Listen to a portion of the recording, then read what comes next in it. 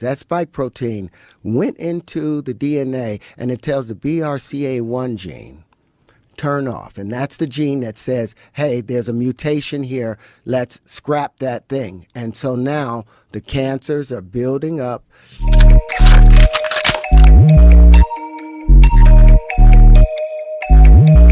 You took a bold stand, though, years ago when the governments were trying to poison their citizens.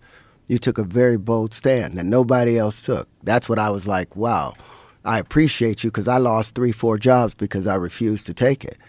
I refused to I bet you feel better about it now.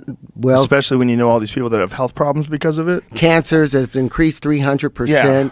All-cause mortality up 40% in some age groups. Pulmonary embolisms almost up like 500%. Yeah, I wonder what caused that. Well, Crazy. the spike proteins that's being built and collected within the system. We can go into.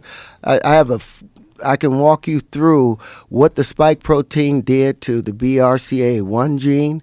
That's that gene inside of our DNA that tells us that there's damage that's happening, almost like the crews that go along the highway and they immediately put up cones every time there's a problem.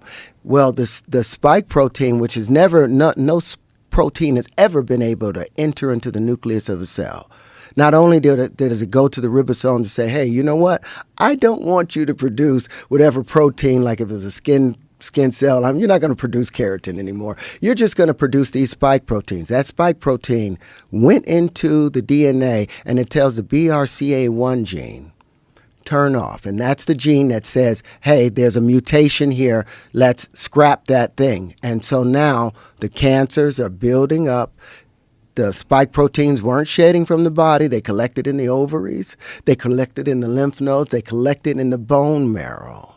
So now we have all of these diseases that's showing themselves because the body is overwhelmed trying to deal with the spike protein that's attaching itself to the ACE2 and the endothelial cells in our vascular system for everybody out there. And the more boosters you get, boom, you're turning your system off. You're turning it off. Your body cannot defend itself, and it's just collecting. It's just collecting. But I think it's an agenda to it. You think so? I think it's an agenda attached to it because they restricted any natural thing like ivermectin.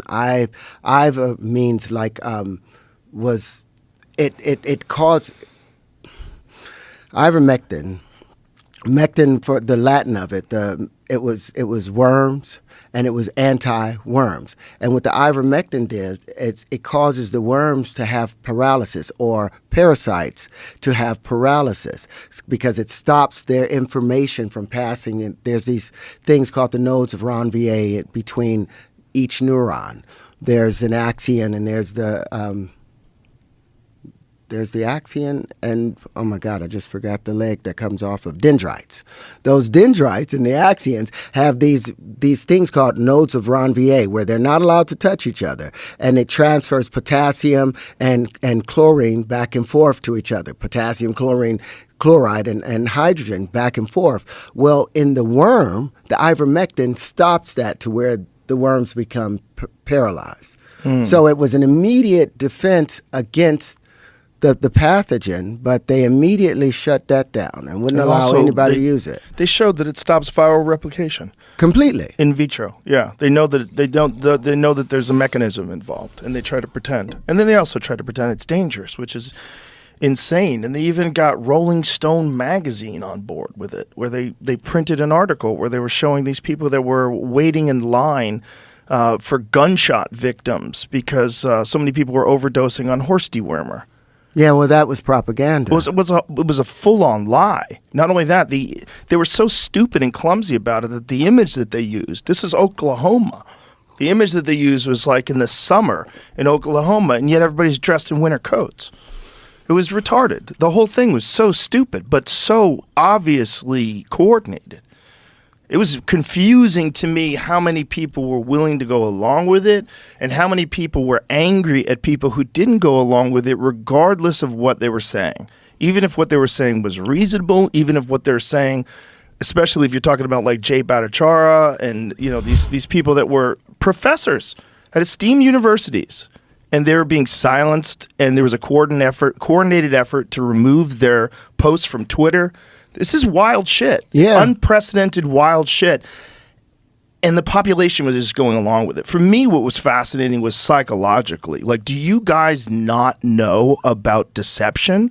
Do you not know about profit motive? Do you not know about the history of pharmaceutical drug companies in this country and what they've been able to get away with how many people they've paid? The Tuskegee experiment. Oh, my God. I couldn't understand how black people or people of color were running and trusting the government after what happened to them with the Tuskegee experiment. And for people that don't know what the Tuskegee experiment was, in the early 1920s, a group of government officials came down, doctors, and they went through the black community and they said, there's a sickness in all of you guys and we're going to cure it free of charge. And they injected the black population with syphilis and left it untreated for 60 years and just watched how it ravaged the body.